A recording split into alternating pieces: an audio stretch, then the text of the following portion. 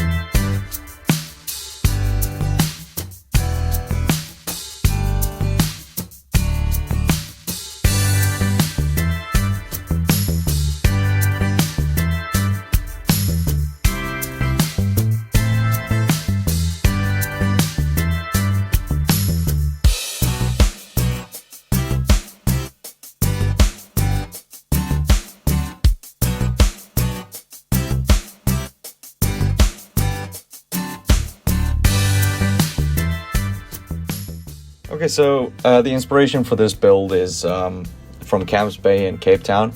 I just kind of had to take this one because it was it fit exactly what I wanted to do around this area. It was a cricket field with a shopping center right next to it. Although I'm not going to be building a cricket field here, I'm going to be building a rugby field because I just feel like rugby is much more popular than cricket. But anyways, I think the rugby field, the size of it might be questionable, but this is a game. It's not like they're going to be playing rugby there. But anyways, you can just imagine it's maybe like a kindergarten or something. So that was the inspiration for this area right here. I'm also going to be expanding the residential area around here.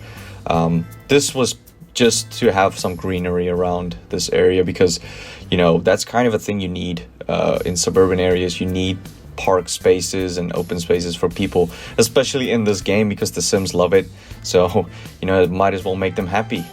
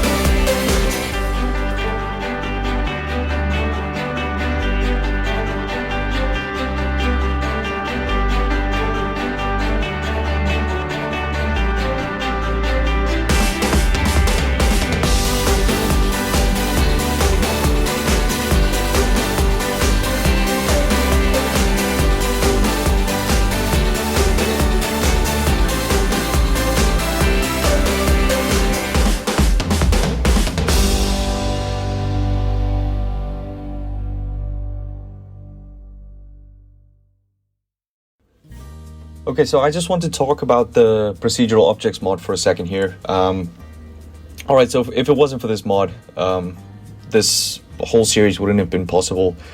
Just because I was looking for custom assets that are from South Africa, for example, custom signs and buildings and stuff, and I couldn't find anything except for this one guy called Shubs.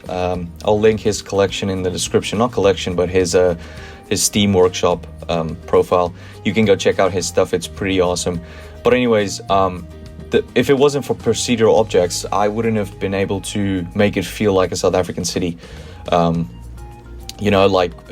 Talking about custom signs and stuff like that. It's buildings I can work with because I can make a building look like a South African building. I don't really need a specific building for that. But the signs were very important to me, and it was kind of a big deal for me, and I almost gave up. But I tried many things, and I just stick with the procedural objects texture thing. So you can basically make a texture and put it onto a procedural objects. For example, a billboard. You can download a couple of shapes on the workshop, and when you click to make it a procedural object, you can give it a texture.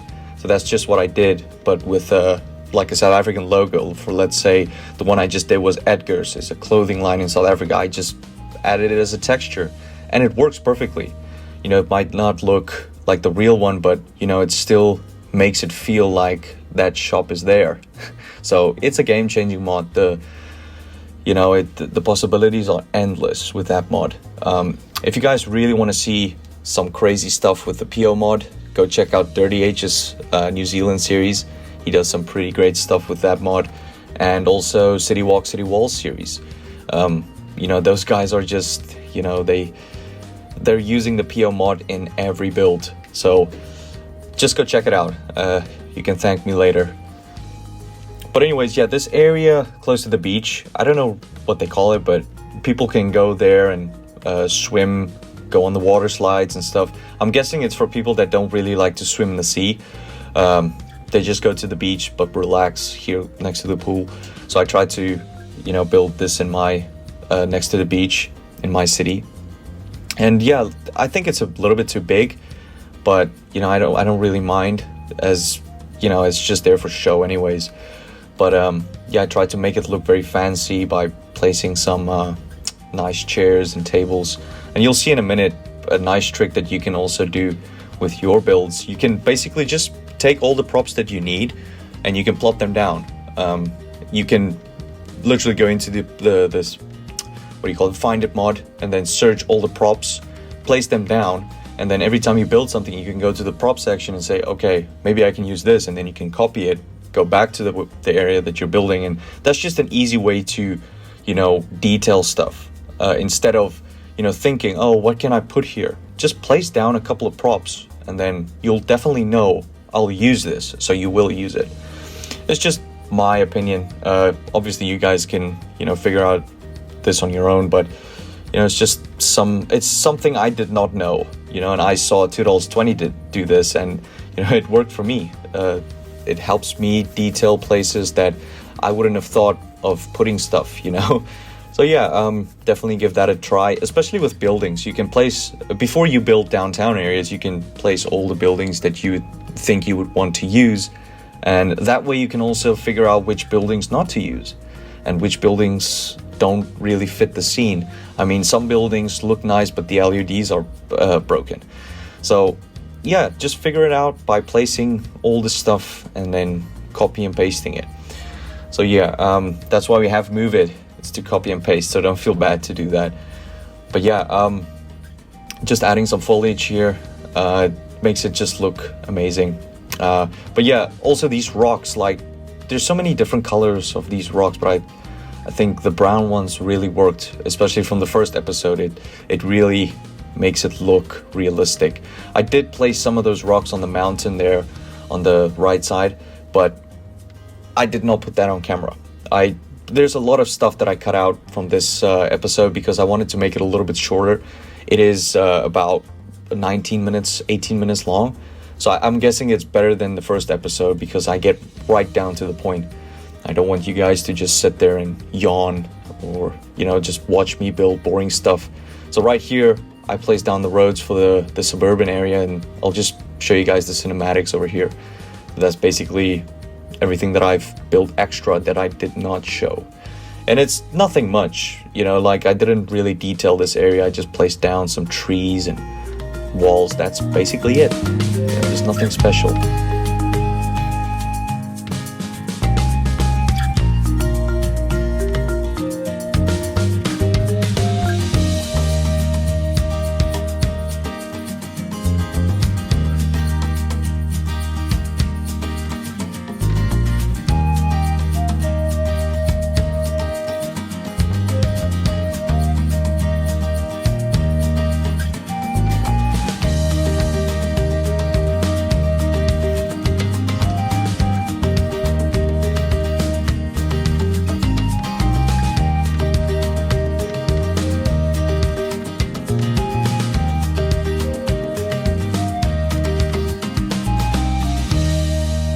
So here you guys can see me place down some buildings that I think I'm going to use for a shopping mall.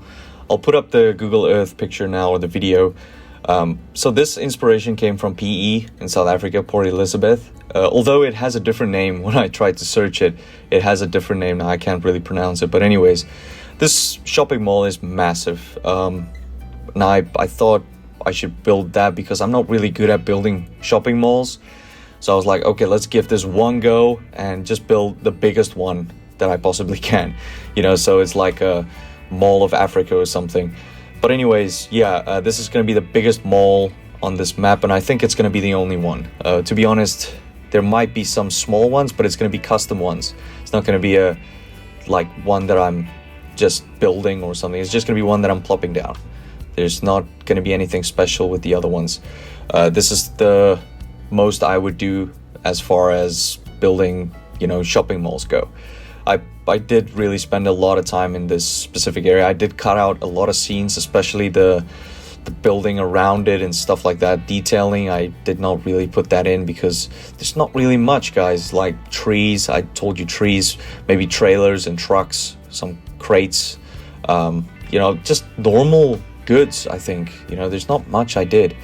But yeah, I think a placement of buildings really make a difference. You know, the way you place buildings and stuff. And, you know, that's basically all I did with this. I mean, you probably won't really notice it from above, but when you zoom in, you will see there's not a lot of detail, but from afar, it really looks good, I have to be honest. And it's big. It's really big. I did not know it would be that big. But anyways, I really like it. I placed some custom signs there as well as using the PO mod again. But yeah, I'll show you guys in a minute. It took me a long time finishing up this specific area. So yeah, there's a lot of South African things in this specific area. So I'll show you some cinematics in a bit.